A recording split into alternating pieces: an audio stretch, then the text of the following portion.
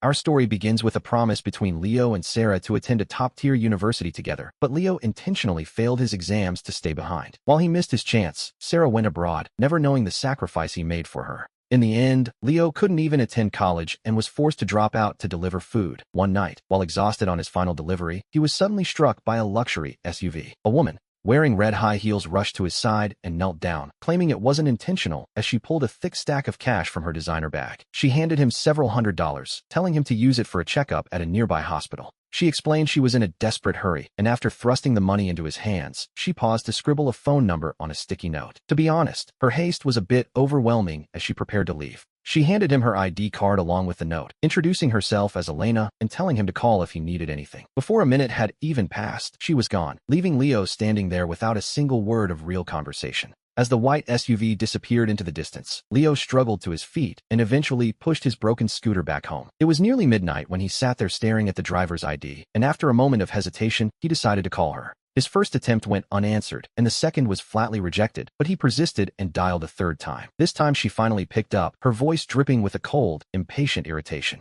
When she demanded to know who was calling, Leo politely reminded her that she had just hit him with her car. Her attitude shifted instantly into a series of profuse apologies, as she frantically asked which hospital he was at. Her sudden change in tone was a relief, and Leo calmly explained that he was fine, though his scooter had seen better days. She told him the money was more than enough for the repairs, and the conversation turned to her lost ID. When he asked when she could collect it, Elena explained she was too busy and would send a friend to his address instead. After hanging up, Leo sat on a wooden stool, quietly tending to his bruises with some ointment. About half an hour later, a knock at the door revealed 4 men, a leader about Leo's age and 3 rather imposing companions. The young man at the front looked at Leo with a sneer, asking if he was the one who had called. Before Leo could even confirm he had Elena's ID, the man's patience evaporated, and he demanded the card immediately. But before Leo could even point to where it was, a heavy fist slammed into his face. A brutal kick to the stomach followed, sending Leo crashing to the floor before he could even process what was happening. As he tried to crawl away, another boot caught him in the mouth, filling his throat with the metallic taste of blood.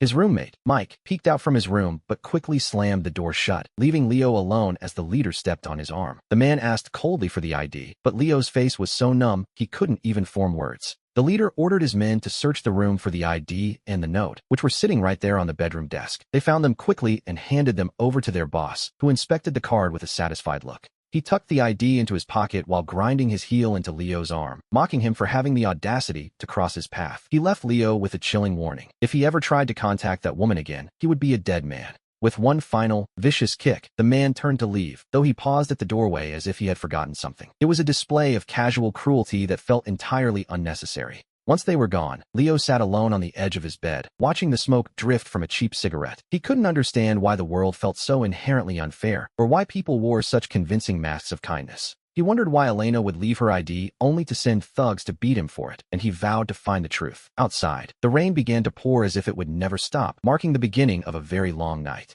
When the first light of morning hit the room, Leo had already packed his entire life into a few suitcases. He had to move out immediately, as his landlord decided he was far too much trouble after the previous night's visit. Our story continues with Leo finding himself homeless, as his landlord decided he was far too much trouble to keep around. He loaded his meager life onto his battered scooter, with only the $2,600 Elena had tossed him in the rain. He had sent his entire previous paycheck home for his father's medical bills, leaving himself with almost nothing. He spent $800 on a cheap smartphone to keep working as a delivery driver, hoping the remaining money would cover a new roof before nightfall. If he couldn't find a place by dark, he'd be sleeping under a bridge. But as soon as he activated his new phone, his uncle called. His uncle, Marcus, was a bit of a local legend, a man Leo's grandfather had taken in years ago, only 6 years older than Leo himself. Marcus had spent years on the wrong side of the law and was, to put it mildly, notorious for his troublemaking. Leo sat on the curb and answered, wondering why his uncle was calling now, only to learn Marcus was in the city to buy medicine for Leo's father. Apparently, there was a renowned specialist in herbal medicine nearby, and Marcus planned to stay the night with Leo before catching a morning train. This immediately sent a wave of panic through Leo, as he realized he had nowhere to host his uncle. If Marcus saw him like this, he'd tell Leo's parents, and they would worry themselves sick, not to mention the bruises on Leo's face. Marcus wasn't the type to let things go, so Leo began to stammer, trying to convince his uncle not to come over. He told Marcus he was far too busy with work and should just head home, but his uncle wouldn't hear of it. Marcus insisted that Leo's mother had sent a basket of fresh eggs that had to be delivered in person, promising to call as soon as he arrived. The line went dead, leaving Leo with a massive problem and only 2 hours to solve it. After a moment of frantic hesitation, he decided the best plan was to find a cheap motel near the station to settle Marcus in and keep him away from his home. As long as his uncle was comfortable, Leo didn't mind where he slept that night. 2 hours later, he met Marcus at the station, finding him looking exactly the same as always, wearing a knockoff Nike shirt that couldn't quite hide his muscular frame or his new tattoos. The moment they locked eyes, Marcus froze, his expression shifting to immediate concern as he asked who Leo had been fighting. Leo tried to brush it off with a clumsy lie, claiming he had simply taken a nasty fall on his own. Marcus, of course, didn't buy a word of it, asking Leo if he really thought his own uncle was as gullible as his parents. He knew Leo had been beaten, and since Marcus was a man who had seen 1,000 fights, lying to him was proving to be quite difficult. Leo didn't want to involve him, so he quickly changed the subject, leading Marcus to the small motel he had booked for the night. Once inside, Leo explained that he had to get back to work and begged Marcus not to mention the accident to his parents. But Marcus was relentless, demanding to know exactly who had laid a hand on his nephew and why Leo was keeping secrets. He sensed there was a much darker story behind the bruises, and he wasn't about to let it slide. Feeling cornered and frustrated, Leo finally confessed everything that had happened the night before, from the car accident to the thugs. He finished the story with a desperate plea for Marcus to keep this entire mess a secret from his family. Marcus sat in silence for a few minutes before finally agreeing to keep quiet, but then he did something unexpected. He pulled out $2,000 and handed it to Leo, telling him to keep his own money and find a decent apartment in a safe neighborhood. Leo tried to refuse, but Marcus shut him down with a firm, commanding tone that left no room for argument. He told Leo to go find a proper place to live while he handled the medicine, suggesting they have one last dinner before his morning train. Leo took a deep breath, feeling the genuine warmth and care his uncle had for him despite his rough exterior. He agreed to the plan, deciding to spend the afternoon hunting for a room while Marcus went to see the specialist for his father's kidney condition. His father's illness had drained the family's savings over the years, and though their grandfather had left some inheritance, Marcus had given every cent of his share to. By the afternoon, Leo found a shared 3-bedroom apartment through an agency for $700 a month. After finalizing the paperwork and seeing his uncle off at the station the next morning, Leo returned to move. She had just finished work, looking sharp in a professional blazer that radiated elegance. He found it hard to look away. After dinner with his uncle Jacob, Leo decided not to head back to the new apartment just yet and booked another night at the small hotel. The next morning, after seeing Jacob off, he returned to the grind of delivery work. He worked straight through until 11:30 that night, when a final order caught him by surprise. It was for his own address. The customer was named Leo, and when he arrived home, the couple in the master bedroom was already out. The lights in the main area were off, but the light in the 4th bedroom was on, accompanied by the rhythmic clicking of a keyboard. Leo tossed his jacket into his room and knocked gently on the door, where a man in loungewear appeared. The man's expression soured instantly. He instinctively covered his chest and asked in a tone of utter loathing what Leo wanted. Leo held up the bag, explaining it was the delivery, but the man, whose name was Leo, snapped at him. Before Leo could finish his sentence, the man snatched the food away and, in a fit of inexplicable spite, tossed it directly into the trash can. A bowl of hot soup inside splashed out, soaking right through Leo's jeans. It was scalding hot, but the man didn't care, stepping back and slamming the door shut in Leo's face. Left standing there in a daze, Leo could only shake his head and retreat to his room, where his phone soon buzzed with a notification. It was a 1-star review, claiming he was irresponsible for delivering the food to the wrong person. It was absurd, really. That one bad rating cost him $300, effectively wiping out an entire day of backbreaking labor. By Wednesday afternoon, Leo received an unexpected call from Jacob, and he pulled his scooter over, assuming it was news from home. He told his uncle he was in the middle of a shift, but Jacob's voice was unusually firm. Jacob told him to stop taking orders and meet him at the intersection of Washington and Main, the very spot where the accident had happened. Leo was baffled, wondering how his uncle even knew the exact location of the crash. He had a sinking feeling that Jacob was looking for trouble and asked why he hadn't gone home yet. Jacob simply replied that he was going to settle the score, even if he had to hunt down every security camera in the city.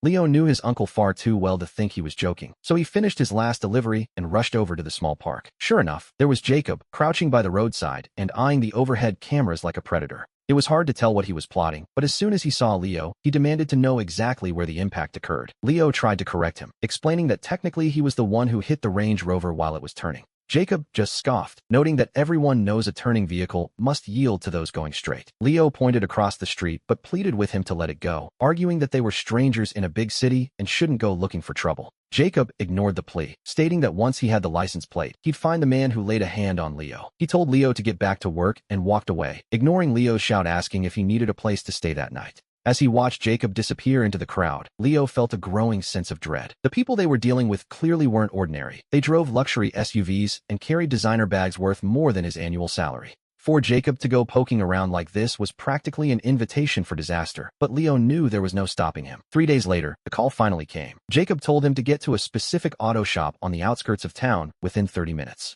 When Leo arrived at the outdoor parking lot, he found Jacob crouching in a dark, inconspicuous corner near a flower bed. Parked right in front of him was the white Range Rover from that night, the scratches on its sides still visible. Leo was stunned by his uncle's sheer capability, but his worry only deepened as he begged Jacob not to let things escalate. Jacob's voice was cold and devoid of emotion as he replied that tonight, the debt would be paid in full. Leo looked around the bustling area, skeptical that this crowded street was the right place for a confrontation. Jacob simply handed him a cigarette and pointed toward an old, black sedan parked nearby. He told Leo to get in and wait, ignoring questions about whose car it was. As they sat inside the battered vehicle, Leo noticed a steel pipe wrapped in bandages resting right next to the driver's seat. That pipe was clearly the weapon for the night, and Leo felt a wave of anxiety wash over him. He hated how they treated him, but the thought of actual violence made him plead with Jacob to just let it go. Jacob remained silent, leaving Leo to mutter to himself until, at 9:15, their targets finally appeared. It was the man who had hit Leo and the woman from the Range Rover, Chloe. As they approached their luxury SUV, Jacob asked coldly if those were the two. Leo took a deep breath and confirmed it, watching as Jacob's eyes locked onto the Range Rover with predatory focus. The Range Rover pulled out slowly, and Jacob immediately started the old sedan to tail them. Leo was incredibly tense, knowing all too well that when his uncle decided to act, he didn't do things halfway. They followed the SUV through several turns until they reached a deserted side road. Seeing his opening, Jacob accelerated, swerved sharply to cut them off, and slammed on the brakes, blocking the path. The Range Rover's brakes held firm. Any other car would have crashed right into them. Jacob didn't move at first, even as the man from the SUV jumped out, red-faced and screaming about their driving. The man stormed over and kicked the sedan's door, cursing at them at the top of his lungs. Inside, Jacob's hand closed around the steel pipe he had prepared earlier. He stepped out of the car with the weapon in hand, the atmosphere turning cold in an instant. The man instinctively raised an arm to shield himself, but Jacob's kick sent him stumbling back onto the curb. Terrified by Jacob's sheer intensity, the man collapsed, looking up with a face drained of color.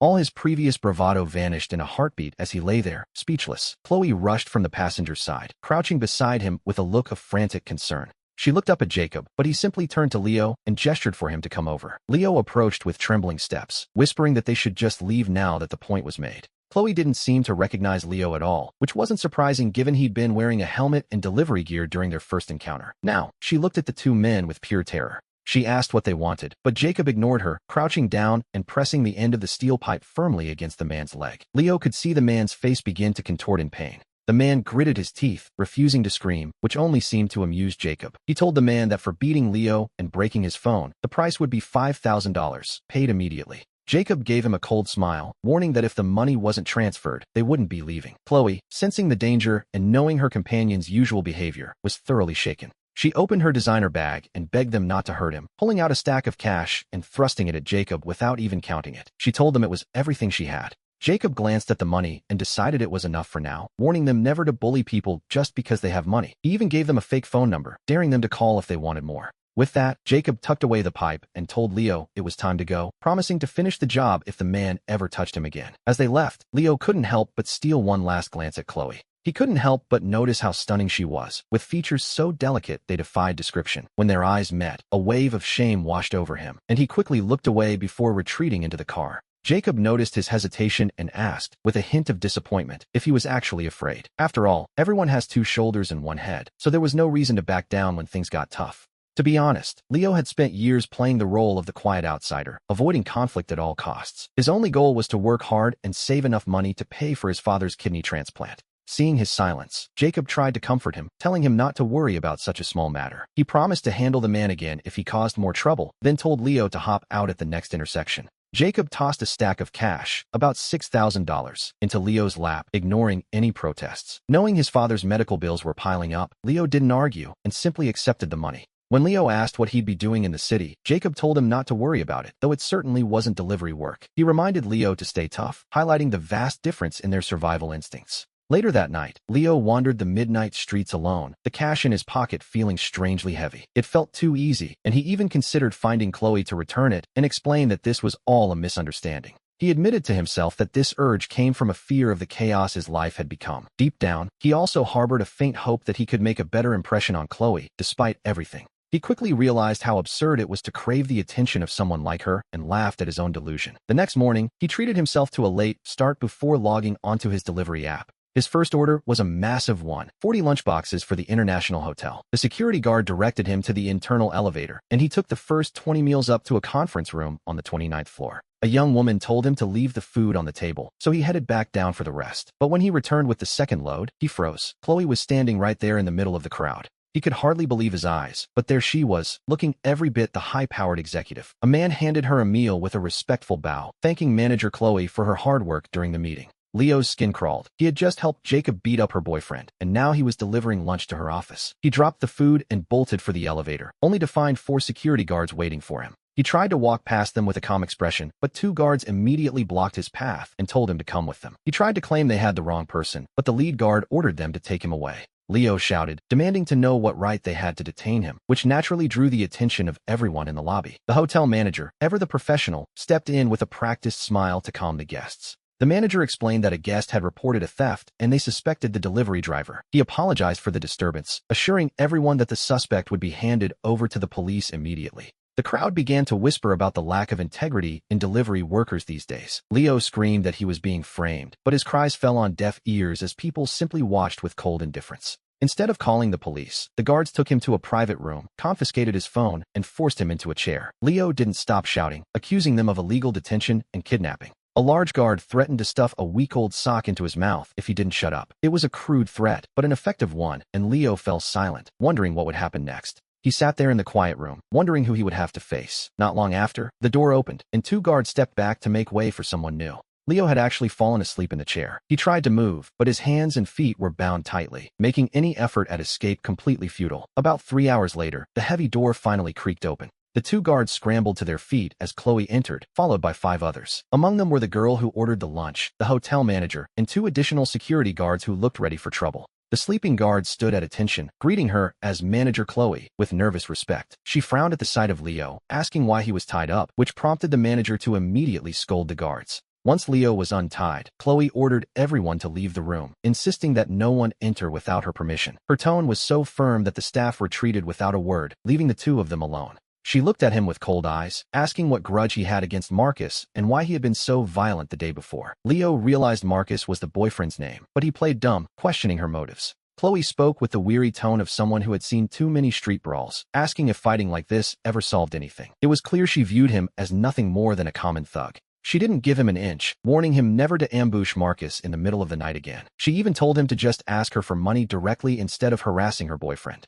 Leo was furious, asking if she had really kept him tied up for 4 hours just to deliver such a ridiculous lecture. Chloe simply shrugged, which was the final straw for Leo's mounting temper. He asked if she had eaten the lunch he delivered, then dropped a bombshell. He had already eaten half of it and spit in it. Chloe's eyes widened in horror before she bolted for the restroom. Feeling a surge of petty satisfaction, Leo grabbed his phone and walked out past the confused guards. He felt like a king in that moment, though deep down, he knew this victory was a small one. By the time he reached the lobby, it was dinner time, but when he tried to log into his delivery app, he found his account suspended. Customer service informed him he was linked to a theft investigation. In other words, he had been fired. He cursed his luck, wondering why he was being targeted just for doing his job, and spat on the ground in front of the hotel in a fit of rage. Suddenly, a group of guards rushed out, shouting for him to stop. He tried to run, thinking they were arresting him for spitting, but a guard at the gate tripped him and pinned him down. This time, they didn't take him inside. They shoved him into a luxury van where Chloe was already waiting. They tied his hands and feet again, securing him to the seat with extra rope to ensure he couldn't move. With guards in the front and back, Leo felt the tension rising. He turned to Chloe and asked if she was really going to kill him over a few bites of stolen lunch, which only earned him a look of pure disgust. She told him to shut up, threatening to throw him out of the moving car if he mentioned the lunch again. Leo demanded to know where they were going, complaining that she had already ruined his career. Chloe coldly replied that she didn't care about his job, but if Marcus was hurt, she would personally see Leo in court. It was then that she revealed Marcus wasn't her boyfriend. He was her younger brother. Leo felt a strange spark of excitement at this news, though he still didn't see how it was his problem. Chloe then dropped the real news. Leo's friend had kidnapped her brother and was demanding an exchange. She named Jacob as the kidnapper, and Leo felt his head spin. He couldn't believe Jacob had gone back for Marcus after promising the matter was settled, and he wondered if Jacob had finally gone too far. Unsure of what to say, Leo remained silent as they drove toward the outskirts of the city. They eventually arrived at a dilapidated warehouse, where a table with a few cans of food sat between two parked cars. We see a few side dishes scattered on a square table alongside a dozen empty beer bottles. Marcus sits alone on one side, while Jacob and several others occupy the remaining seats, looking quite battered and bruised. Even Jacob wasn't spared from the scuffle. Seeing this, Chloe couldn't hold back. She rushed out of the car toward him, frantically asking who had done this to her brother while glancing suspiciously at Leo's uncle. The chubby guard kicked Leo out of the van, and two others dragged him up, shouting for the kidnappers to release their young master or face the consequences. Uncle, surprisingly, just frowned in silence at the sight of Leo. Uncle set down his glass and stood up as Chloe turned her fury on Marcus, asking if he was the one who beat her brother after promising the matter was settled. Marcus just lowered his head, telling her it wasn't their fault. He admitted that the five of them couldn't even take down Marcus alone, saying he deserved the beating. It was hard to believe, as Jacob's four friends clearly had the physical advantage, yet Marcus had handled them all. Marcus had earned their respect through sheer force. Chloe reached out to touch Jacob's swollen face, asking gently if it hurt, to which Jacob nodded and then shook his head, claiming he was used to it. He insisted Marcus was the first person to ever truly beat him fairly. Uncle interrupted, noting that Chloe was quite clever to capture his nephew, suggesting they trade prisoners and call it even, no fees required this time. The chubby guard tried to act tough, rolling up his sleeves and offering to teach them a lesson, but Chloe silenced him with a glare. She turned back to Jacob, demanding to know what this grudge was really about. She pleaded with him to grow up, reminding him that she had promised to look after him and was struggling to balance his trouble with running a company. To be honest, she looked like she was at her breaking point. As Chloe began to cry from the stress, Jacob panicked, begging her to stop and admitting he was wrong. He explained that he felt humiliated after the previous night and had brought his friends for a rematch. He promised not to cause more trouble, but Leo, still tied up nearby, interrupted their family moment. He pointed out that while they were reminiscing, he was still bound like a turkey despite the prisoner exchange agreement. He noted that Uncle hadn't even tied Jacob up, so they should show some good faith. Chloe signaled the guard to untie him, her mind still racing as she asked Leo why he had stopped her car the other night. Leo shouted at her to stop acting innocent, reminding her that she hit him with her car, sent men to his home to beat him, and smashed his phone. Chloe froze, staring at him in utter disbelief for several seconds. She turned to Jacob, who couldn't meet her eyes. He stammered out an explanation, recalling how she told him she'd hit someone and needed her ID back, leading him to assume she was being extorted by a scammer. He thought he was protecting her by taking the ID back by force, fearing Leo would use her phone number to harass her. It was a classic case of a protective brother making a very bad situation much worse. Chloe looked at Jacob, who was practically trying to hide inside his own collar out of fear. Leo asked her if it was clear now, suggesting that since she wouldn't listen to him, she should at least listen to her brother. He laid it all out. They hit him, beat him, and then her manager branded him a thief, costing him his job and his livelihood. He asked what he had ever done to deserve being ruined like this. Chloe's face turned bright red with embarrassment, her cold demeanor finally cracking. She softened her voice and offered a sincere apology, promising that she would find a way to make it up to him. Leo finished his beer, tossed the bottle aside, and looked at Marcus, admitting he didn't realize the kid could fight so well. Uncle then stood up, telling Chloe that while she seemed reasonable, actions speak louder than words. He pointed out that they were the ones who caused the accident, the assault, and the job loss. He insisted they needed a real solution, because such a massive injustice couldn't simply be brushed under the rug. Chloe's face flushed as she asked how much money they wanted in compensation. Uncle thought for a moment and suggested that instead of a cash payment for his father's medical bills, she should simply give Marcus a job. Chloe immediately refused. Both Marcus and Chloe spoke at the same time, rejecting the idea instantly. Chloe glanced at Marcus and whispered that her company didn't hire people with poor character, which prompted Uncle to demand an explanation for such a harsh judgment. With a red face, she complained that Marcus had stolen her food and left her his leftovers. Marcus couldn't help but burst into laughter, telling Uncle it was time to go. He wasn't worried about work, as he could always find something else to do. He looked at Chloe and Jacob, asking if this matter was finally settled and if they would stop kidnapping him. Chloe turned bright red with embarrassment, while Jacob loudly declared his genuine respect for Marcus, promising to help him whenever needed. Uncle ignored Jacob's outburst and led Marcus to his battered old car to drive him home. Inside, Marcus curiously asked if Uncle really took down that entire group alone, to which Uncle simply asked if he thought that was supposed to be difficult. Marcus found himself at a loss for words, truly impressed by his uncle's hidden strength. Once they reached the city, Uncle asked about his future plans, and Marcus admitted that since his delivery account was banned, he'd have to find a new way to survive. Before leaving, Uncle repeated his offer to help whenever Marcus called. After getting out of the car, Marcus felt a strange sense of aimlessness. He had spent so long working from dawn to dusk that having a free day felt entirely foreign. Now that he finally had his time back, he had no idea what to do with it. He sat on the curb at the back gate of a residential complex, watching the cold city go by until a stray dog wandered over and sat quietly by his side. Two lonely souls sat together, sharing a moment of quiet solitude in the busy city. As it turned out, a local named Ryan fed this dog daily, and through this chance encounter, Marcus and Ryan finally cleared up their past misunderstandings and became friends. The next morning, Marcus woke up at 7:30 and instinctively reached for his delivery uniform before remembering his account was gone. He then realized his electric scooter was still parked back at the International Hotel where he had been snatched. He quickly threw on some clothes and grabbed a motorcycle taxi straight to the hotel. At the security booth, we see the same chubby guard from the day before who was currently busy chatting with someone. The guard spotted Marcus and immediately gripped his rubber baton, asking if he was back for another beating. Marcus, already in a foul mood, ignored the threat and demanded to know where his scooter had gone. The guard waved his baton dismissively, claiming there was no bike here and telling him to get lost. Marcus demanded they check the surveillance footage, insisting he had parked it right there the previous day before it was stolen. The guard laughed mockingly, asking if Marcus really thought a high-end international hotel would let just anyone view their security tapes. He sneered that the police wouldn't even bother filing a report for such a piece of junk.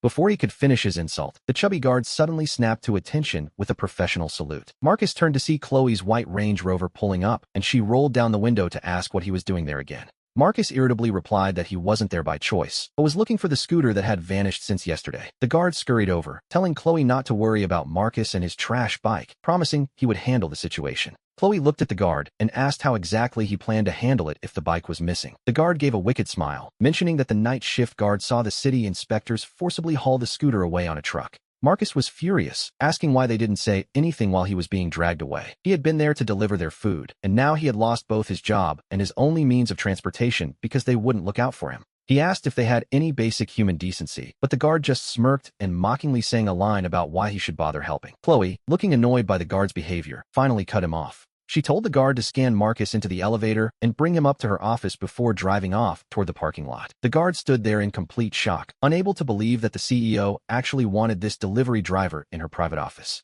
Up on the 29th floor, we see the words General Manager etched onto the door. It's hard to believe Chloe is already running the place at such a young age. Her office is easily the most luxurious workspace Marcus has ever seen. She personally brewed a cup of coffee and handed it to him, asking how much his scooter was worth. For some reason, Marcus felt a sudden urge to tease her, looking back with a look of feigned disdain as he asked if she thought money was the answer to everything. He told her he'd ridden that bike for 3 years, through every storm since his first day as a driver, only for it to meet its end after one delivery to her company. He asked, quite pointedly, how her conscience could handle that. Chloe leaned against her desk, sipping her coffee while watching him. She remarked that he sounded quite sentimental about a machine, but made it clear she wouldn't be calling city inspectors to get it back. She simply wanted to know his price. Marcus asked if she could talk about anything other than money, but Chloe, ever the ice queen, replied that with someone of his character, money was the only language she spoke. Naturally, this led back to the whole stolen leftovers misunderstanding. Checking her watch, Chloe told him not to waste her time as she had a meeting starting soon. She told him to name a figure and she'd pay it. Marcus, feeling a sudden wave of stubbornness, decided he wasn't going to make this easy for her.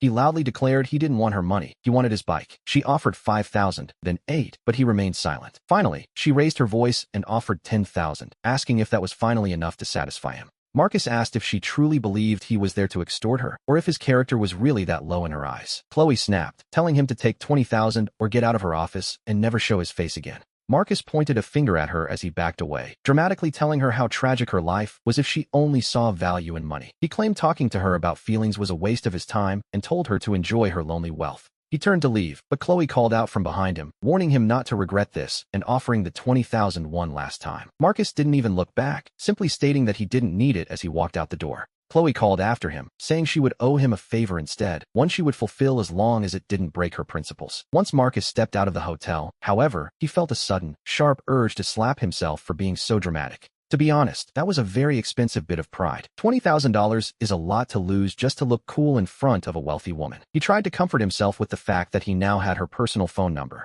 As he walked home, he scrolled through his social media and noticed a post from an old high school classmate named Leo. It was Leo's birthday. Back in school, the two of them had been incredibly close friends. In their humanities class, boys were a rarity, and since seats were assigned by grades, the two of them always sat together in the very front row. They were both top-tier students back then. While Leo went off to a prestigious university, Marcus had been forced to drop out despite his high scores. His family simply couldn't afford it, and his father's kidney disease required every cent he could earn from manual labor. 4 years ago, Leo came to the city for university while Marcus came to work. They hung out often at first, but as their social circles diverged, they drifted apart. Still, the bond they shared in those early days remained. Marcus commented happy birthday on the post, and Leo quickly sent him a private message. He asked if Marcus was free to join his party that night, noting that it had been nearly 6 months since they last saw each other. Leo mentioned he was about to graduate and was currently looking for an internship. When Marcus asked about his plans, Leo explained he had studied business management and was looking for a leadership role in a high-end hotel. Leo invited him to meet up on Lake Road and told him to bring a girlfriend so he could see how well Marcus was doing. Marcus couldn't help but think that if he had stayed in school, he'd be talking about management roles too.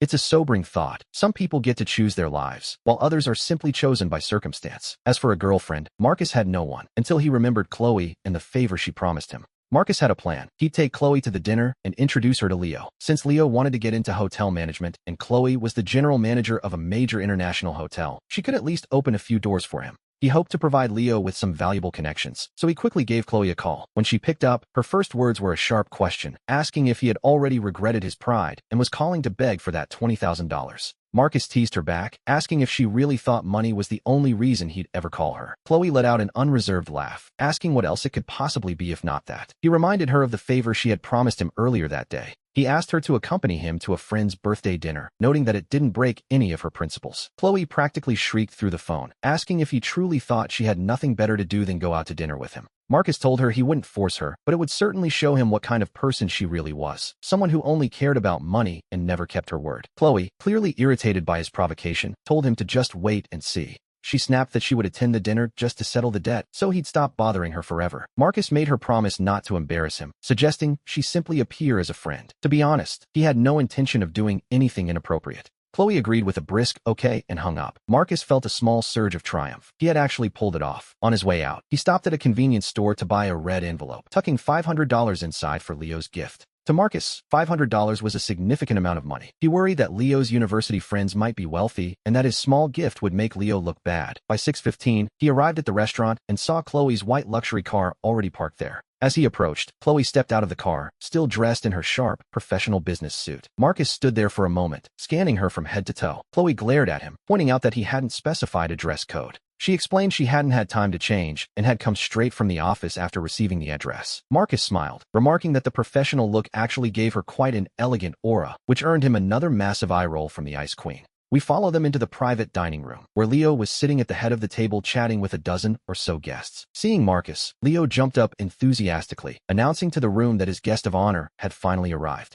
Leo cleared a spot for Marcus right next to him. Marcus tried to be polite, offering a cigarette to the young man who had moved seats, but the guy took one look at Marcus's cheap brand and declined, pointing toward the expensive carton already on the table. Leo introduced Marcus to the group as his best friend from high school, a former top-tier student who had scored over 600 on his college entrance exams. Marcus gave a bitter smile, telling Leo that the past was better left unmentioned. He handed over the red envelope with a happy birthday. Leo felt the thickness of the envelope and waved it off, telling Marcus he shouldn't have spent the money. He just wanted his old friend there to catch up after 6 months apart. Leo suggested they start the meal and then turned his attention to Chloe, asking if she was Marcus's girlfriend. Chloe didn't object to the label, simply offering a polite smile and introducing herself as Chloe. Leo beamed with pride as he introduced himself in return. He loudly announced he was a business management major from a top university and Marcus's childhood friend. He spoke with a level of confidence that only a soon-to-be graduate has. Meanwhile, the other guests began calling for the food to be served. Leo offered Marcus a high-end cigarette and remarked that if Marcus had stayed in school, he wouldn't be stuck delivering food. A girl sitting nearby overheard this and asked, with a hint of disdain, which delivery platform he worked for.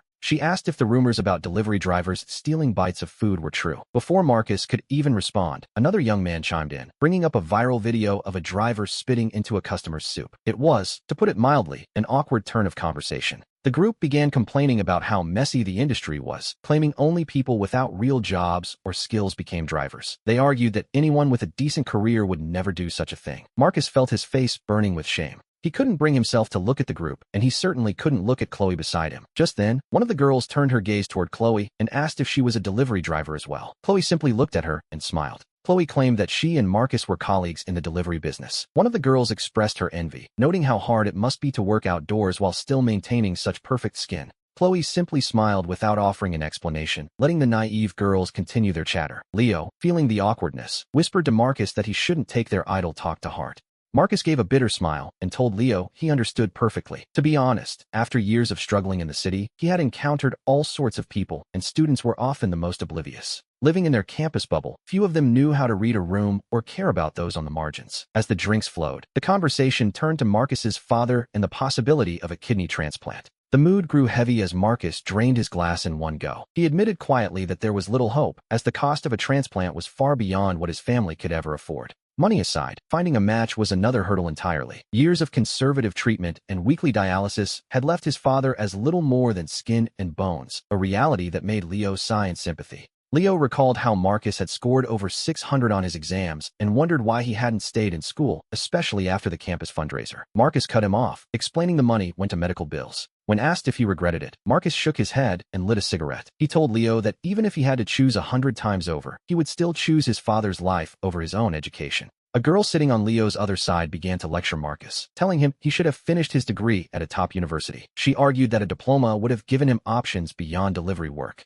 She asked what else he could possibly do besides deliver food. Chloe, who had been silent until now, finally spoke up, telling the girl that one should never judge a life they don't truly understand. The girl rolled her eyes, but Leo stepped in to stop her, explaining that Marcus had been the sole support for his sick father and mother for years. The girl, Sophie, merely muttered a comment about his lack of vision. Marcus felt his hands trembling as he gripped his glass, but then he felt a soft, warm hand rest on his. He turned to find Chloe looking at him with a surprisingly gentle expression, while Sophie watched them with disdain. Sophie turned back to Leo with a look of sudden excitement, shifting the topic away from Marcus's struggles. She announced that they had received interview invitations that very afternoon for the following morning. Overjoyed, she kissed Leo and expressed her absolute confidence that they would both be hired by the hotel. When another guest asked what the celebration was about, Sophie proudly explained that their favorite hotel had called them for interviews. Everyone raised their glasses to toast their bright futures. They praised the benefits of a high-level education and the luxury of choosing one's career. After dinner, the group planned to head to a karaoke bar about 2 kilometers away. As the students walked ahead, Marcus lagged behind with Chloe. He whispered that since the meal was over, she had fulfilled her promise and was free to leave, thanking her for keeping her word. Chloe asked if he intended to join them for karaoke, but Marcus shook his head, planning to make an excuse and slip away. Chloe pouted slightly and offered to drive him wherever he needed to go. At the restaurant entrance, Leo had already hailed 3 taxis. Most of the group had piled into the first 2 cars, leaving Marcus, Chloe, Leo, Sophie, and one other student standing on the sidewalk. Sophie suggested they all squeeze into one cab, but Chloe politely declined, saying she and Marcus had other plans. Leo looked disappointed, wishing they would stay and celebrate a bit longer. Sophie secretly pinched Leo, whispering that he shouldn't force Marcus to stay. After all, it was late, and Marcus could probably make more money delivering late-night snacks than sitting here. Marcus promised they would catch up another time since they were all in the city. Leo reluctantly said his goodbyes and offered to hail them a taxi, but Chloe simply smiled and said it wasn't necessary. She pressed her remote, and the lights of a white Range Rover parked nearby flashed in response. After a friendly wave to the stunned Leo and Sophie, Marcus and Chloe walked toward the luxury SUV together. As they opened the doors, Marcus heard Sophie's voice dripping with spite, claiming he must have borrowed the car just to save face. He didn't hear the rest, as he was already settling into the passenger seat. He leaned back and closed his eyes, unable to see a future for himself as tears began to roll down his cheeks. When the weight of life becomes unbearable, one often finds themselves licking their wounds in the dark. He rolled down the window, letting the wind dry his tears before they reached the Spring Apartments. As he stepped out to say goodbye, Chloe called out to him, asking if she still owed him anything. Marcus turned back, shook his head, and told her they were even. Chloe offered a relaxed, peaceful smile before saying goodbye, leaving Marcus to sleep until the sun was high the next morning.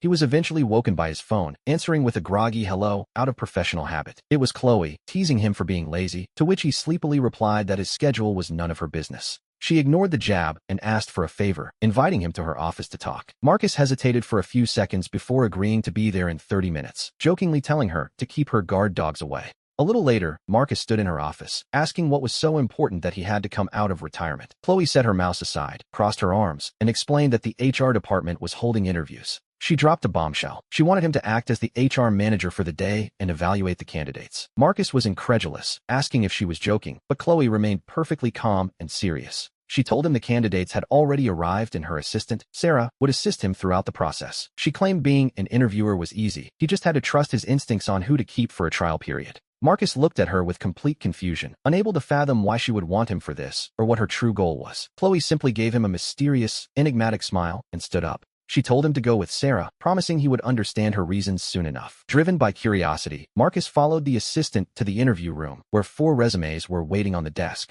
Sarah explained she would arrange for the 4 candidates to come in one by one for their interviews. According to Chloe's instructions, Marcus would be the one to decide which 2 would ultimately be hired. Marcus opened the first resume, a 26-year-old with 2 years of hotel management experience and a law degree. The second was a girl with a degree in business administration whose profile seemed humble and low-key. However, when he flipped to the third resume, he froze in shock. It was Leo. Realizing what was happening, he quickly opened the 4th and final folder to confirm his suspicions. It was Sophie. The realization hit him like a physical blow. Chloe had intentionally brought him here to interview the very people who had looked down on him. He sat in silence for a moment, finally understanding the depth of Chloe's intentions. When Sarah returned to ask if they should begin the interviews, Marcus nodded and gave her a surprising instruction. He told her to bring all 4 of them in at the same time. Sarah looked at him with a flash of distrust, clearly doubting his professional abilities, but Marcus insisted they all enter together. With that settled, Sarah didn't ask any more questions and stepped out. When she returned, she brought all 4 candidates in together and introduced Marcus as the company's HR director.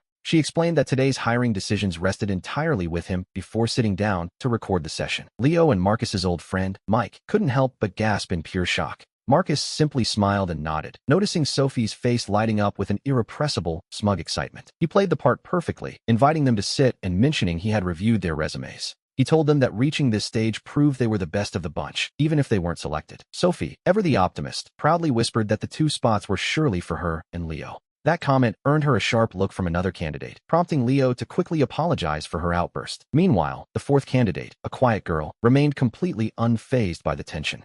Marcus took a slow sip of water before presenting the final interview question, a hypothetical scenario about choosing housing on a $5,000 monthly salary. He gave them 3 distinct rental options. Sophie was the first to speak, insisting on the most expensive private apartment because she demanded a high-quality environment and her own personal space. To be honest, we expected nothing less from her. When asked, Leo scratched his head and chose the mid-range shared apartment. Marcus then turned to the 3rd girl, Bella, whose gentle and refined voice we heard for the very first time. She carefully explained that she would also choose the shared apartment, believing that living with peers of similar values would help expand her social circle. It was a very practical perspective, really. The final candidate firmly chose the cheapest option, preferring to save money for professional networking instead of rent. Once they finished, Marcus calmly told Sarah that the interviews were over.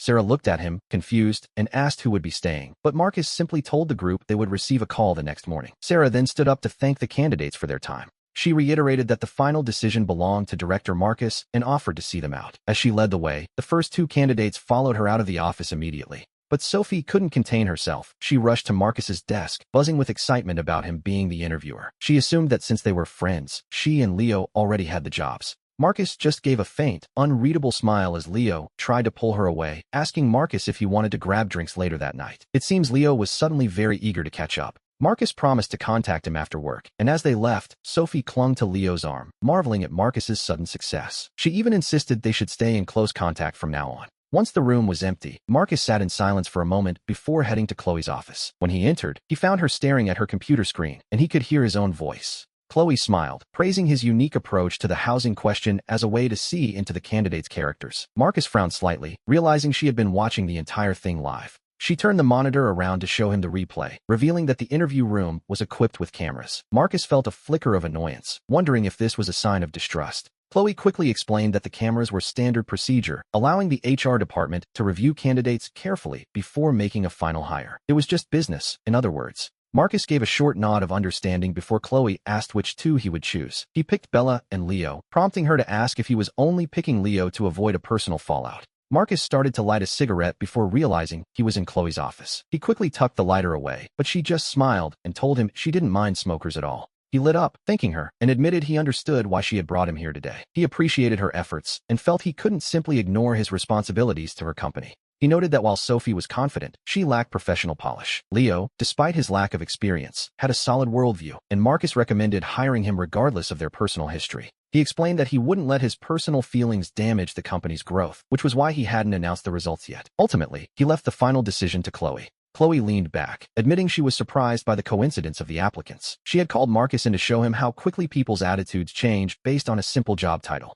She remarked on how realistic and hypocritical society can be. Marcus understood she wanted to help him regain his dignity, but he felt she had also trapped him in a difficult spot. Since Leo and Sophie now believed he held their future in his hands, things had become quite awkward. Chloe, however, seemed entirely unbothered, suggesting he could just hire them both. She joked that with over 100 employees, one more wouldn't hurt. Marcus gave her a look, speechless, before turning to leave, telling her to stop playing games with his life. Chloe called out to him, suggesting that if Leo couldn't understand why Sophie wasn't hired, then perhaps their friendship wasn't worth keeping. After all, Leo knew exactly what Sophie was like. She questioned if Leo would even be happy with someone so superficial in the long run. While their relationship wasn't their business, she felt Marcus owed it to his friend to be honest. Marcus listened in silence before opening the door to leave. Chloe's voice followed him, insisting that since he started this task, he needed to see it through to the very end. She reminded him how she had stayed at yesterday's dinner just for him. She told him to announce the results tomorrow, otherwise, she would hire them both just to save his face. Chloe's kindness had left Marcus with a total mess. He didn't care about Sophie's feelings, but he hated the idea of making things difficult for Leo. To be honest, tonight's dinner was going to be painful.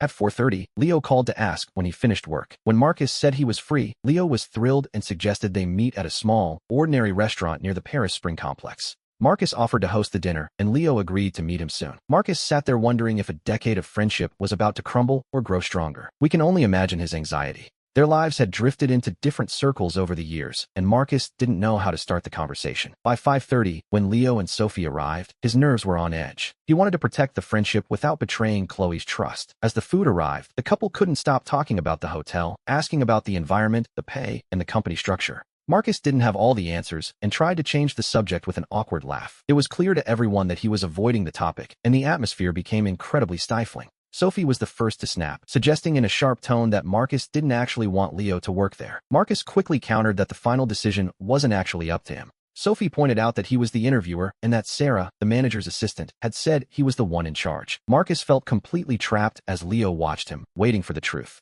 Leo spoke up, his voice heavy with sincerity, explaining that this job meant everything to him and Sophie. While the city had other five-star hotels, they felt this was the only place they could truly grow. He leaned in, whispering about the rumors surrounding the hotel's late owner, Marcus's father. After the tragic accident in Hawaii, the company had fallen into the hands of a mysterious daughter who was now making sweeping changes. Leo believed she was purging the old guard to build her own team and establish authority. In his eyes, she needed fresh blood, and he saw this chaos as the perfect opportunity for him and Sophie to make their mark. He argued that it was better to dive into a den of conflict where one's value could be proven than to work at a stagnant company. Marcus understood Leo's ambition, but his conscience recoiled at the thought of hiring Sophie. Marcus tried to suggest that a peaceful environment might be better than all the corporate backstabbing, but Leo just looked at him with desperate eyes. He pleaded with Marcus to find a way to keep them both there. Throughout the meal, Marcus gave no firm answer, simply telling them to wait for a call. He couldn't help but remember Chloe's promise to take care of him back at that abandoned warehouse. If his hunch was correct, the mysterious daughter Leo spoke of was Chloe herself. Later that night, Marcus stepped onto his balcony and called her, wondering why she was playing this game.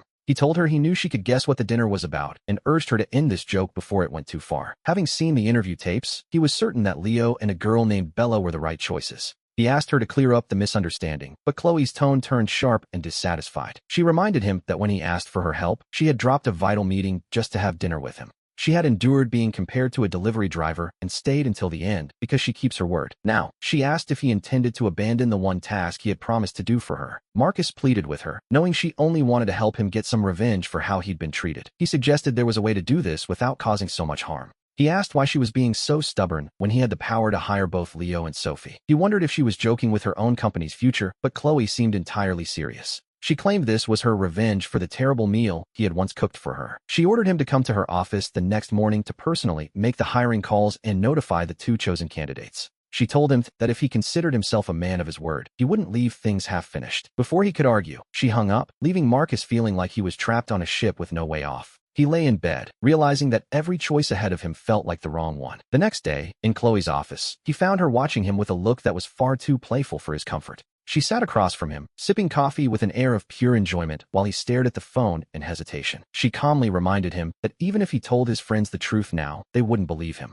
Marcus looked at her, realizing that perhaps her goal wasn't to build his confidence at all, but to trap him in this dilemma. For a brief second, a flicker of disappointment crossed Chloe's eyes. She told him he could think whatever he liked before walking back to her desk. Marcus knew she was right. Leo and Sophie were already convinced he was the powerful HR director. Seeing no other way out, he picked up the phone and dialed the internal line to Sarah. He told her to notify Leo that he was hired and should report for work on Monday. Sarah then asked who the second person would be. Marcus felt his hand trembling as he held the receiver, all while Chloe's gaze remained fixed on him, waiting to see who he would choose. Sophie's name hovered on the tip of Marcus's tongue several times, but he simply couldn't bring himself to say it. On the other end of the line, Sarah's voice prompted him once more. He realized his back was drenched in sweat. I understand, he finally managed. Call Leo and Bella. Tell them to report to HR on Monday. That's all. He hung up first, leaning back and staring at the ceiling. We hear Chloe's footsteps as she moves away, then returns to sit across from him in the silence. Marcus, thank you, she says softly. Actually, this was a test for you. He let out a dry, hollow laugh. A test? For what? Don't bother with excuses to comfort me.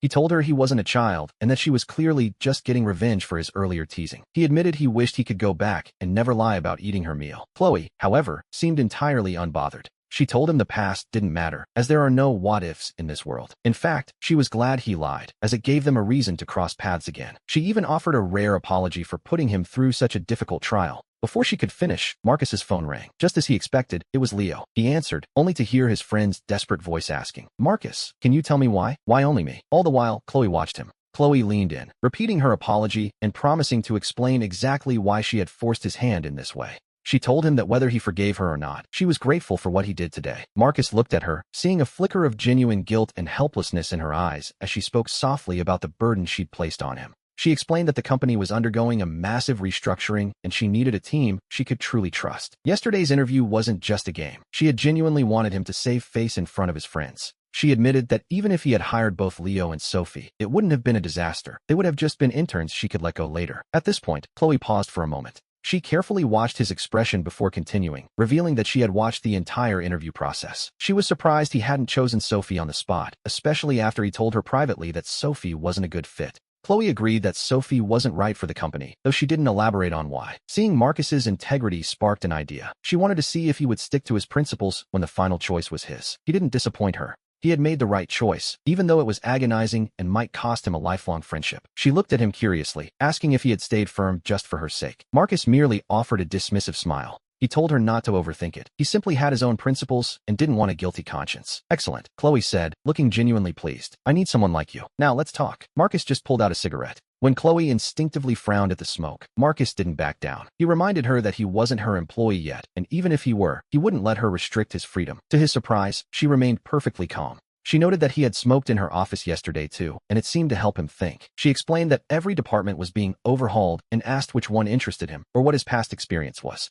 I was a delivery driver who occasionally snacked on the orders, he joked. Chloe gave him a sharp glare, telling him to be serious for once. He sighed, listing his real resume: delivery man, KTV waiter, and construction laborer. His confidence wavered as he admitted he'd only ever worked bottom-tier jobs. Chloe encouraged him anyway, telling him to name any position he wanted. She promised a salary that would easily beat his delivery earnings. He warned her not to look down on delivery work, as he made a decent living. When she offered him $8,000, he gave her a surprising answer. Then I'll be a security guard. Chloe stared at him, speechless, asking if he was serious. He asked if the job included free room and board and what the shift rotation was like. He figured being a guard would give him plenty of quiet time to read. It seemed like a good plan, and so, he agreed to start on Monday. Chloe agreed to let Sarah personally arrange Marcus's security job. The company provided room and board, though she warned him the room was just a bed in a collective dormitory, perfectly fine for a quick rest, even if she wasn't entirely sure how the shifts were scheduled. She explained that those details were handled by her subordinates. By the way, she added, am I treating you to lunch, or are you treating me? This cheeky question earned her a massive, playful eye roll from Marcus. After lunch at the hotel, Sarah arrived with a security uniform in hand. She told Marcus to wear it on Monday and find her. She would handle his specific assignment. Marcus, still skeptical, asked if a security guard really earned $8,000 a month. Chloe remained perfectly calm as she confirmed the salary. Back home, Marcus tried on the uniform in his bedroom. Looking in the mirror, he felt surprisingly sharp. While he was busy admiring himself, Leo called again, and Marcus finally explained the truth about Chloe's background. Once Leo understood the situation, the air was cleared. At 8 o'clock Monday morning, Marcus reported to Sarah in his new uniform. She looked him over and complimented his looks, though Marcus joked that if he were in charge, he'd have everyone wearing tactical military gear instead. Sarah laughed, telling him he could change the department's dress code once he took office. She led him to the security department on the second floor and knocked on the deputy manager's door. Inside, a man didn't even look up before barking at them to get out and knock again. Sarah simply uttered one name, Manager Miller. The man's attitude shifted instantly as she ignored his outburst and led Marcus toward a different office altogether. This new office was spacious and spotless. Marcus could hardly believe that just days ago he was a delivery driver, and now he had his own executive space. Sarah handed him the keys, telling him the security department was now his responsibility and to call her if he hit any snags. She mentioned that Miller would bring over some files shortly and encouraged him to work hard. Marcus promised not to let her or Chloe down. However, before he could even get settled, a loud knock came at the door, and a guard burst in with an arrogant tone. The guard claimed a guest was causing a scene and demanded the manager handle it. Marcus wondered why they weren't calling the lobby manager, but apparently, at the Grand International, security handled everything. The guard, puffing on a cigarette, impatiently explained that cars were blocking the parking entrance. He said Miller was waiting for Marcus to provide a solution. When Marcus arrived, he found a BMW parked sideways across the exit. The owner was screaming that his car had been scratched, and conveniently, the security cameras in that specific spot were broken. Miller pointed at Marcus, introducing him as the new department manager. He told the angry owner to stay calm, claiming the new boss would surely provide a reasonable explanation for the mishap. Suddenly, a woman appeared and admitted she was the one who scratched the car, having mistaken the BMW for someone else's. Just like that, Marcus's first crisis was resolved, leaving Miller staring in stunned silence. But shortly after Marcus returned to his office, the general manager, Mike, arrived with Miller and a director. Mike gave Marcus a cold look and casually announced that he was being removed, with Miller taking over as manager. Marcus was stunned. He'd only been on the job for an hour. Fortunately, Sarah and Chloe walked in right at that moment, Sarah smiling as she asked if it was wise to fire someone the GM had personally appointed. The man in the suit seemed surprised to learn Chloe had made the hire. Chloe calmly explained that security complaints had been rising, and since the previous manager couldn't solve the problems, she had stepped in to find someone who could. "Is there a problem, brother?" she asked. Mike forced a smile, saying there was no problem, though he argued that changing department heads usually required a board of directors vote. Chloe didn't back down, noting that hiring an intern hardly required a full board meeting. She suggested they could wait for the formal appointment to have a meeting. Then, she pointedly added that an uncooperative deputy manager was quite replaceable, asking Mike if he agreed. Miller froze, looking desperately at Mike, while Sarah signaled Marcus to stay quiet. Mike quickly retreated, saying they wouldn't fire anyone yet since the new manager was still learning the ropes and needed Miller's support. Chloe agreed to give Miller one more chance, then turned and left the room with Sarah following close behind. As Mike walked out, he shot Marcus a look of pure ice. We later learned that Mike is actually Chloe's half-brother. After their father passed away, he left the company to Chloe, his illegitimate daughter. Mike pretended to help her, but he was actually sabotaging her to turn the shareholders against her. With Chloe's position becoming increasingly precarious, Marcus returned home that night and collapsed onto the sofa in exhaustion. He was eventually woken up by his friend, Ryan, who, in typical fashion, had dropped by just to score a free meal. Our relationship had grown much closer since that stray dog incident cleared the air. After dinner, a sudden call from my uncle, Jacob, woke me up. He wanted me to join him at a bar, and since I needed to unwind, I invited Ryan along, never expecting him to actually agree. Jacob led us to a booth where 3 men and a woman, all around 30, were already drinking. The woman, Sarah, had a striking figure, and Jacob introduced them, telling me to address the men as older brothers and the lady as Sister Sarah. I raised my glass to toast the group, including my uncle. Sarah looked confused, asking who exactly I was calling uncle. Jacob laughed, explaining that since he'd told me to call them brothers, I wasn't about to let them take advantage of the age gap without making them earn it through a few extra rounds of drinks. Everyone burst into laughter at that. Sarah told Jacob that his nephew was far more interesting than he was, then turned to offer me a drink herself. During our chat, we learned they were all coaches at a fitness club where Jacob taught Sanda. The atmosphere was relaxed and friendly, exactly the kind of night I enjoyed, until things took a turn. Suddenly, Leo appeared out of nowhere, grabbed a beer from the table, and downed it in one go. Panting, he looked at Jacob and announced he had finished his 300 push-ups. I was stunned, but Leo immediately grabbed another bottle and turned to me, offering a sincere apology for our past friction. He insisted on finishing the bottle to show there were no hard feelings, telling me I could drink as much or as little as I liked. I looked at Jacob, who simply smiled. Apparently, his student was learning more than just martial arts. Leo finished another bottle, admitting he only ever truly respected Jacob. He told me not to hold a grudge, saying that past mistakes should stay in the past between men. I moved closer to Ryan and raised my glass to return the gesture. As we chatted, I asked Leo which department he worked in at Grand International, but he shook his head, admitting he didn't like being there. He explained that his sister didn't want him there anyway. When I asked why, since his sister was the chairperson and GM, Leo sighed, confessing that he felt like a failure who had dropped out of high school to wander the streets, even admitting he used to be quite resentful toward his mother. It wasn't until their mother passed away that they learned their father was actually the wealthy Mr. Lee. He had treated them well and left them a fortune, but after his unexpected death earlier this year, the company shares were split 3 ways between Leo, his sister Chloe, and their half-brother, Mike. Though Chloe was made chairperson, Leo's attempt to help lasted only a week. He found the staff unfriendly, and his own lazy habits became ammunition for people to attack his sister. He grew emotional as he spoke, clutching his beer and asking if I thought he was completely useless. I clinked my glass against his, telling him that the fact he cared about the gossip proved he had a good heart. I told him I'd rather be friends with someone honest like him. Leo beamed, patting his chest and declaring that since we were now friends, he would always have my back, no matter what. After another round, I mentioned that Chloe had placed me in the security department. Leo was outraged, thinking a security job was beneath me and promising to demand a transfer for me that very night. To be honest, his loyalty was as impulsive as his temper. I told him it was my own choice to start from the bottom since I lacked other specialized skills. I explained that Chloe had already been generous enough by making me the department manager. Leo let out a dry laugh, wondering if anyone had already tried to give me a hard time on my first day. He joked that if I hadn't faced any trouble, he'd drink 3 more bottles on the spot. All eyes turned to me as I admitted with a wry smile that the deputy manager had indeed tried to intimidate me. Jacob, usually a man of few words, finally asked for the full story.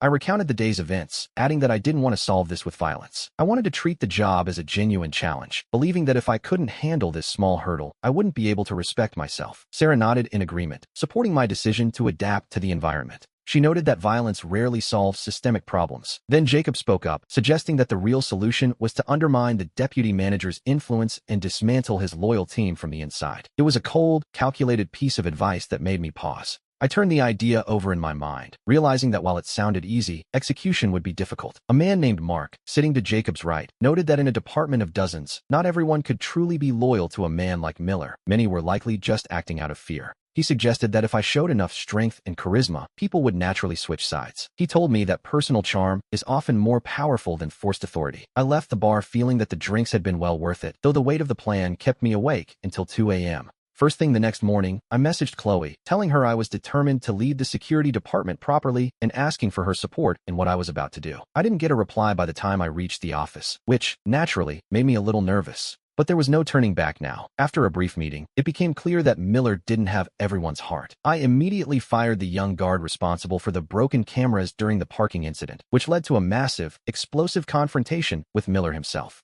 Before long, HR arrived to inform us that Miller refused to approve the guard's dismissal. Fortunately, Chloe's assistant, Sophie, appeared just in time to deliver a message from the CEO, stating that the HR department must follow the security manager's lead, leaving the HR staff looking quite conflicted. After they left to report back to their director, Sophie smiled and noted that this wasn't just about firing a guard. It was a power struggle between factions. He took a deep breath, realizing that while moving too fast against the established team could cause resentment, it was a necessary risk. Suddenly, Sophie's phone rang, and after a brief, tense conversation, she hung up with a grim expression. The board of directors was using this incident as an excuse to pressure Chloe, and she needed him to be ready for whatever came next, though he wondered if he had caused her too much trouble. Sophie explained that Miller was furious about the dismissal of a veteran employee and had called an emergency board meeting for 2 p.m. to impeach Chloe. Since this fire had started because of him, he had to be there to help her turn the tide, as her entire future depended on it. He felt a wave of nerves, but Sophie reminded him that shareholders only care about profit. If he could convince them of his vision, Chloe would be safe. However, if they failed, Miller would seize the chance to nominate a new general manager or even a new chairperson.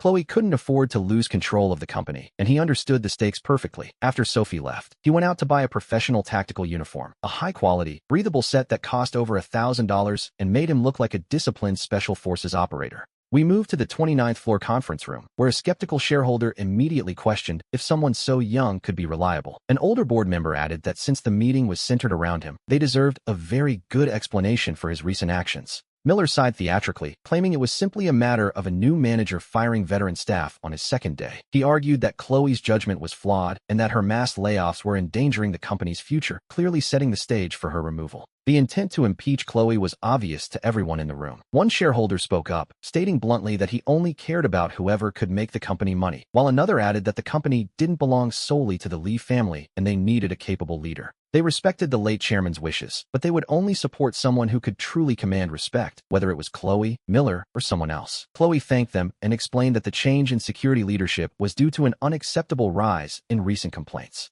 She invited him to speak, and as he took his seat, he looked around at the gathered elite. He explained that he had bought his tactical gear because the security team's image represents the hotel's image, and the current staff looked far too lazy and unprofessional for a luxury brand. He detailed his plan to put every guard in tactical uniforms and implement rigorous daily training, promising to lead by example to rebuild their reputation. As for the fired employee, he explained the situation with a calm, professional clarity that caught the room's attention.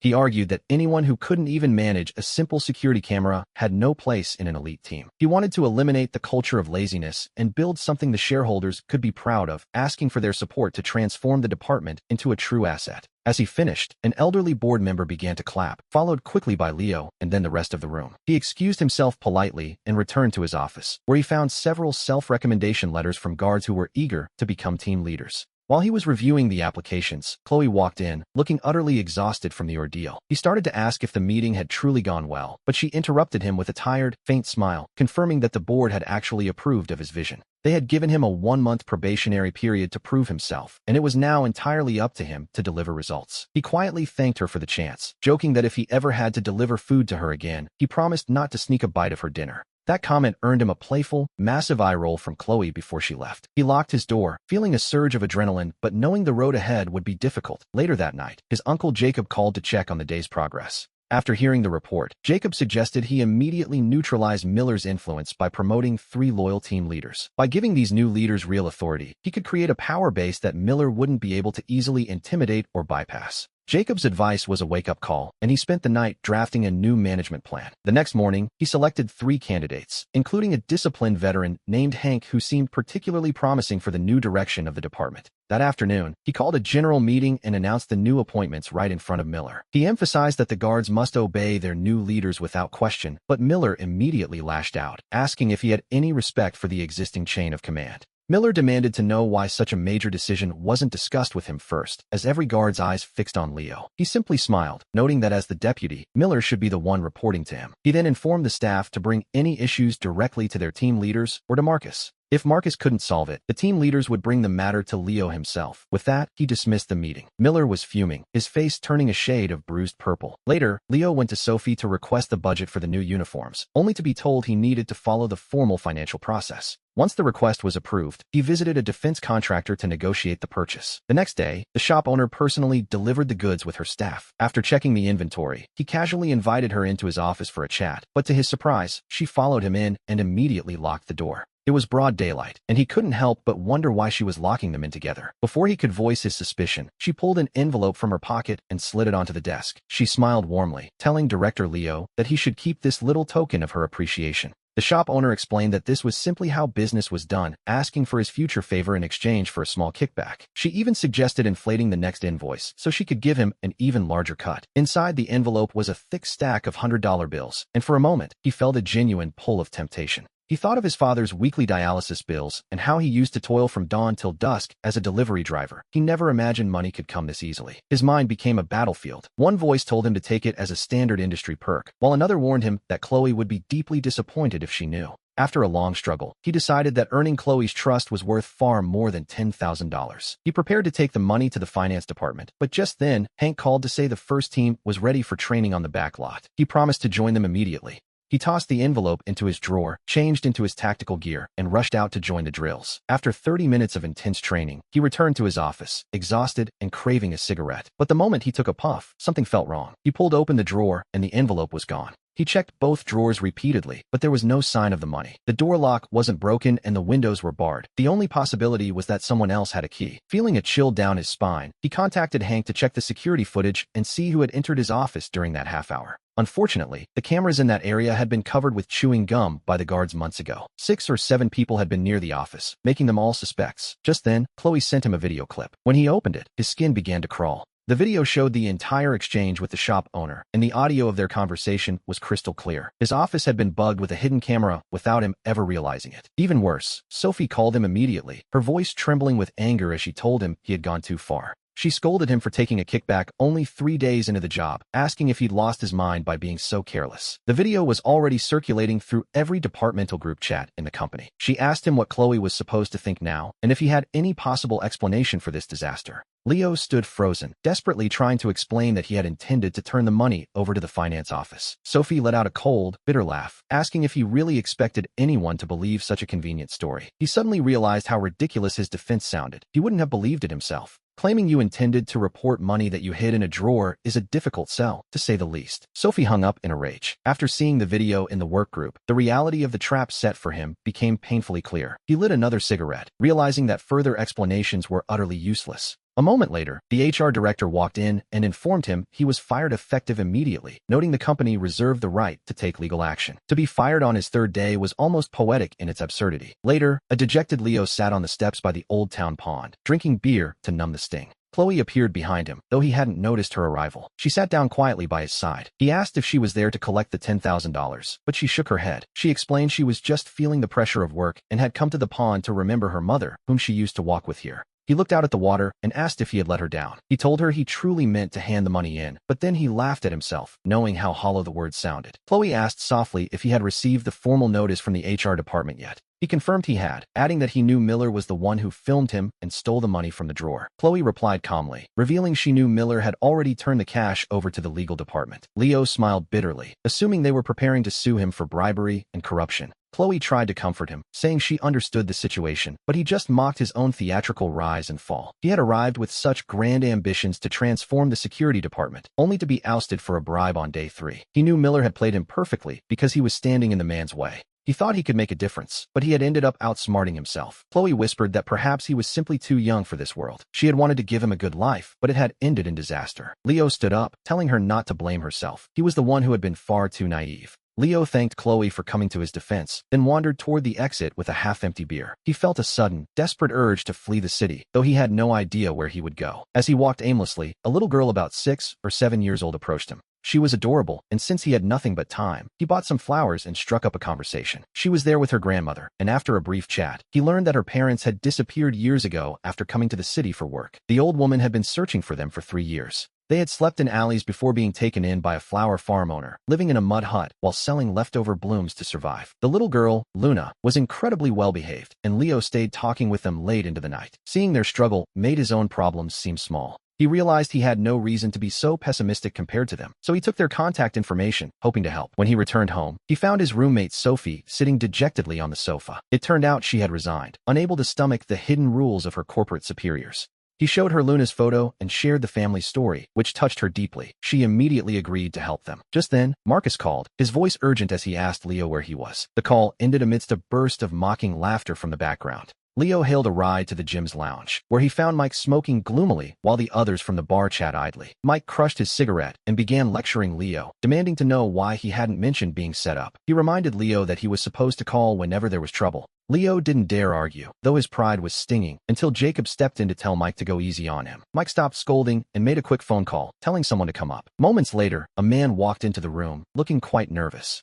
Marcus cursed the newcomer, telling him to stop being an idiot and explain himself. The man apologized profusely, and Leo realized with a start that it was the owner of the defense contractor shop. He looked at Leo, apologizing for the $10,000 that had caused so much trouble. Mike told him to stop apologizing and focus on the solution, demanding they go over the plan. The shop owner pulled out a USB drive and placed it on the coffee table, explaining that all the chat logs and videos were ready. Marcus then brought over a laptop to set everything up. Leo was curious about what was on the drive, and when it opened, he was utterly shocked by the level of manipulation. The first file on the USB drive was a 2-minute video clip that changed everything. It seemed there was a much deeper game being played here. The shop owner explained that Miller had used a burner account to demand the kickback, and he had simply followed orders. He only realized he was being used as a pawn after Leo was fired, noting that the account had already blocked him. He even provided screenshots of the conversation as proof. Marcus explained that the profile picture belonged to Miller. The entire setup was designed to frame him. He told Leo he could return to the company anytime since Miller couldn't talk his way out of this one. Leo looked at Mike, realizing this was all his doing, but he found he had lost interest. He told them to forget about framing Miller, as he had no desire to return to such a treacherous environment. He felt his personality wasn't suited for it, but Mike questioned if he was simply being a coward. Mike reminded him that the world has no sympathy for the weak. Mike insisted that since Leo carried the family name, he had to stand back up where he fell. Leo argued back, saying their philosophies were different and he just wanted a simple life without grand achievements. Mike was so enraged he nearly threw an ashtray at him, but the others held him back. Jacob pulled Leo away, telling him to stop talking while Mike was in such a temper. He hurried Leo out toward a small restaurant for lunch, fearing Mike might actually lose control if they stayed. Marcus urged them to leave quickly as Jacob led Leo to a quiet little eatery. Lunch was a somber affair, and as they said their goodbyes, Jacob asked if he was truly finished with the company. Leo answered firmly that he wasn't considering it for now. Later, Marcus called again, insisting that since the evidence was ready, there was nothing to fear. Leo explained it wasn't fear, but a genuine dislike for the environment. Marcus asked if he was really okay with being misunderstood, especially by Chloe. He pointed out that while Chloe hadn't argued, the fact remained that Leo had taken the money, and no one would believe he intended to return it. Leo froze, having never considered how this looked from Chloe's perspective. Marcus continued, explaining that Chloe was in a difficult position with the other shareholders and desperately needed someone she could trust. He told Leo to think it over, as Miller needed to be removed as a threat. Leo didn't respond, only saying he needed a few days to figure out what kind of life he actually wanted. That evening, he and Sophie took some flyers they had made for Luna and her grandmother. They had decided that while selling flowers helped for a day, finding their family was the real priority. Sophie knelt down to give Luna the flyers, explaining the plan for the night. They would give the flowers away for free, asking only that people look at the flyer and share it on social media. It was a small hope, but in this world, sometimes a small hope is all you have. We see little Luna nodding her head solemnly, and after a night of hard work, the results were clear. Kind-hearted passersby began sharing the story on social media, posting videos of the grandmother and child that quickly went viral, with many people even offering to help. Since the old woman didn't own a smartphone, Leo collected $3,000 in donations and handed it all over to her once they finished. We might imagine a happy reunion between Luna and her parents, but instead, a devastating blow was about to fall from a local media outlet. A public account published an article claiming that Leo had bribed Luna and her grandmother to help him scam people for money. Because Leo was the one seen collecting the cash, the video clearly showed Sophie's face, while Leo remained a blurry figure standing off to the side. Sophie suddenly became the target of public outrage, with people doxing her and exposing her workplace. Leo could do nothing but try to comfort her as she sobbed in his arms, asking him why it was so difficult to do a good deed in this society without being punished for it. He told her they would find Luna and her grandmother to clear everything up, but as soon as they stepped outside, they were treated like pariahs. People shouted insults, and some even turned to physical violence. While trying to protect Sophie, Leo was struck until his mouth was bleeding. Sophie broke down completely, begging to just go home because she was too exhausted to face the world. They never made it to see Luna that day. Instead, they both turned off their phones, hoping they could simply evaporate from existence and escape the nightmare. They tried everything to clear their names, from writing clarifications to calling newspaper hotlines, but nothing worked. As they sat dejectedly on the sofa, a group of self-media reporters carrying cameras arrived at their door, and for a moment, Leo and Sophie felt a flicker of hope. They hoped these reporters would help tell the truth, but what followed was an even greater nightmare. Around 3 in the afternoon, another article was posted containing a video of their interview, but it had been edited in the most malicious way imaginable. The entire video used dubbed audio over their blurred faces, making it look like they were speaking when the words were actually faked. In this fabricated version, Leo and Sophie appeared to confess that they were using Luna's story as a front to scam the public for money. The dubbed voices claimed they chose the grandmother specifically because she didn't understand technology, allowing them to use their own QR codes for donations. At the end of the clip, the two of them were even made to appear as if they were begging the public for forgiveness. Even more despicably, the article included a second video of the grandmother and Luna, who had no idea what was happening. They were shown smiling and thanking Leo and Sophie from the bottom of their hearts, their genuine gratitude captured on screen for all to see. The contrast between the two videos was sharp and devastating, making it look as though Leo and Sophie were cold-hearted manipulators. It appeared they had simply used the innocent family's tragic story to line their own pockets at the expense of others' sympathy. To be honest, the speed at which the lies spread was terrifying, reaching over 100,000 views and shares in just over an hour. The comments section was filled with unbearable vitriol, as thousands of strangers condemned them for a crime they hadn't committed. As Sophie's tears fell silently, she asked Leo what was wrong with the world and why they were being treated this way. Leo had no answer. He could only hold her tightly, whispering that things would eventually get better, though even he struggled to believe it. Sophie whispered that she was tired and wanted to sleep for a while, and Leo watched her walk toward the bedroom. Her silhouette looked so lonely in that moment, and soon after, Marcus called to say that Jacob was already investigating the local media account responsible for the smear campaign. It turned out the account was run by people just looking to manufacture a viral scandal to increase their own fame. But no one could have predicted that Sophie would choose the most desperate and final way to end the pain she was feeling. When the police broke down the door, Leo was in Sophie's room where they found a final letter she had left behind. He wanted to read it, but the officers placed it in a plastic evidence bag and took him away as a person of interest in the investigation.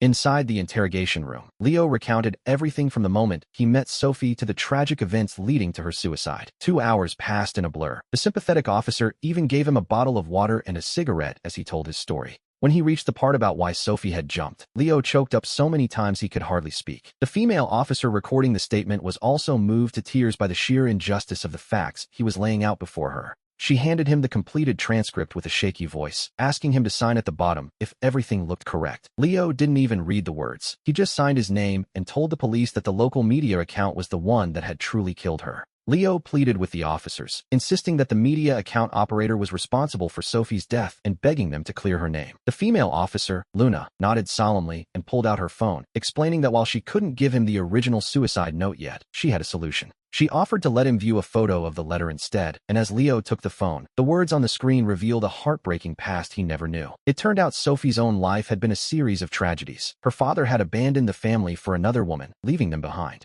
Her mother, unable to cope with the betrayal, had passed away shortly after, leaving Sophie homeless and alone at the age of 16. After reading this, Leo broke down completely, sobbing uncontrollably against the table as the phone slipped from his numb fingers, unnoticed, until Luna quietly leaned over to pick it up. Luna tried to comfort him, promising that she would find the people behind those accounts and bring them to justice. But Leo could only howl in grief, asking what the point of justice was now that Sophie was gone. Where was this help when she actually needed it? Realizing he was losing control, Leo fell silent for a moment before looking Luna in the eye and asking to see Sophie one last time. Luna gently advised against it, suggesting he keep the memory of her beauty in his heart rather than seeing her in such a tragic state. Instead, she proposed they focus on the reporters who had conducted that malicious interview at his home earlier that day. With Luna's professional expertise, they began digging through the official registration data of the social media account to find the person truly responsible. They quickly identified the man in charge as Mike, the very same person who had conducted the deceptive interview with Leo and Sophie. Luna didn't stop there. She continued through public corporate records until she confirmed the account was operated by a local advertising firm. The legal representative of that company was a woman named Sarah, who had been right there alongside Mike, leading the malicious questioning. Seeing Sarah's photo on the screen, Leo instantly remembered her sharp, biting questions and the hypocritical smile she wore while twisting their words. A surge of fury rose in his chest, and he had to clench his fists tightly just to keep his emotions from boiling over. As the officer assigned to Sophie's case, Luna followed the proper legal procedures to move the investigation forward immediately. Leo accompanied Luna to the firm's location to assist with the verification, surprised by how much she truly cared about this case. She told him that Sophie was a pure, kind-hearted soul who didn't deserve such a senseless tragedy, and she wouldn't stand for it. She was determined that the people who had smeared Sophie's reputation would not be allowed to get away with it. They had to be held accountable.